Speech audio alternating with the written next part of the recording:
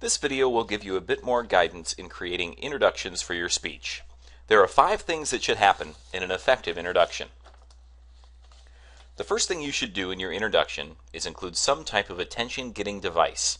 Your text talks about asking either real or rhetorical questions, providing vivid descriptions, beginning with a quotation, using a visual aid, telling a joke or a funny story, referring to a current event, beginning with an example, or starting with a startling statistic.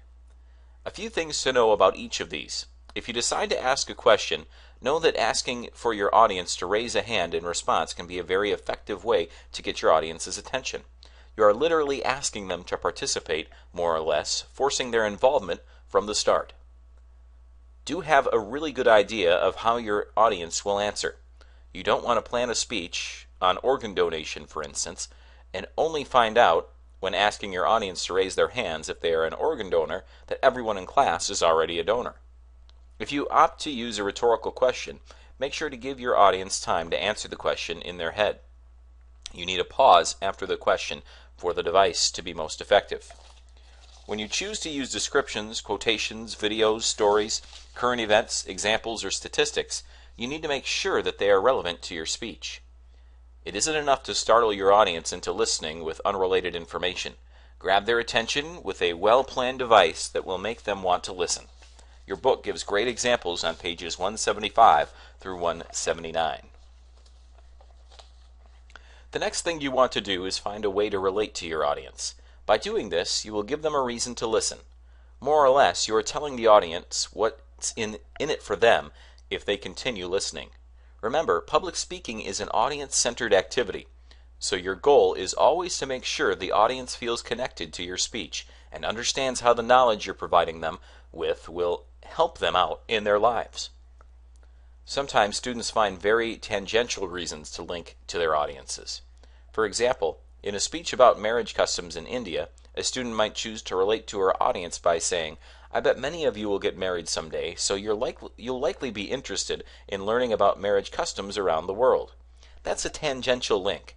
Just because someone plans on getting married someday does not mean that they will automatically identify with your speech topic. A better approach would be to look at what the cultural values your speech is tapping into. It could be that the culture you are working within values diversity. Perhaps the university you are attending is trying to increase awareness of diverse cultures. In that case, you could relate to your audience by letting them know that increased knowledge about diverse cultures is a goal of the university they are attending. So you've planned your speech to help them better understand one aspect of diversity so that they are better able to meet the university goals. That is a more meaningful way to connect to your audience. The next thing you want to do is establish your credibility. This is more or less you telling your audience that they ought to trust you.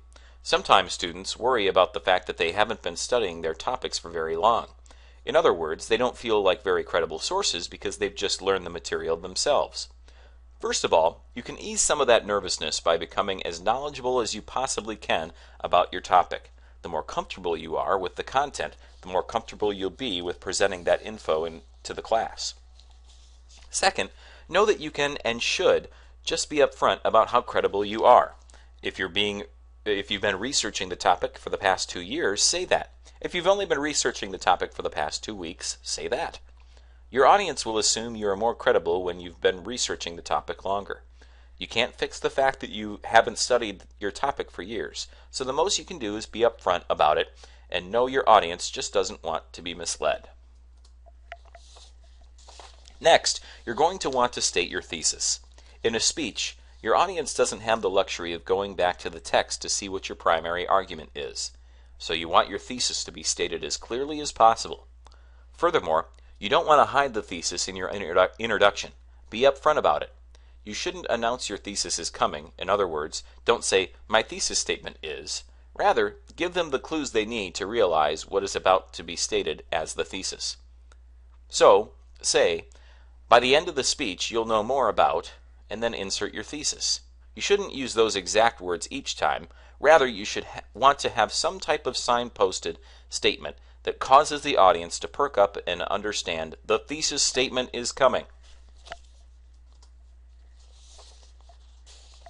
Finally, make sure you preview your main points. This will highlight to your audience what the structure of the speech will be. This is especially helpful to do because the audience can't pause during your speech and think about how all the ideas fit together. So, if you preview the structure of what is to come, they will be able to know what to expect and be better able to process the information you are giving them. Remember, your audience should be able to pick out which organizational pattern you are using after you identify your main points.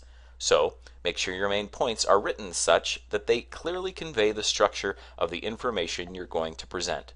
That means that in a problem-solution speech, your first main point can start, "Thing X is a major problem." The second main point of your speech could then be, "The best solution to thing X is." In the above example, you clearly gave your audience clues that you were delivering a problem-solution speech. They'll likely remember that your speech will have two main points. So after they hear about the problem, they will assume you'll give them information about the solution. So as we work to become more effective speakers, we now know it is important to include all 5 elements of an effective introduction. By including those elements, we are meeting the needs of our audience by helping them know why they should listen to our speech, why they should trust us, as well as what our major argument is and how they can expect our information to be formatted.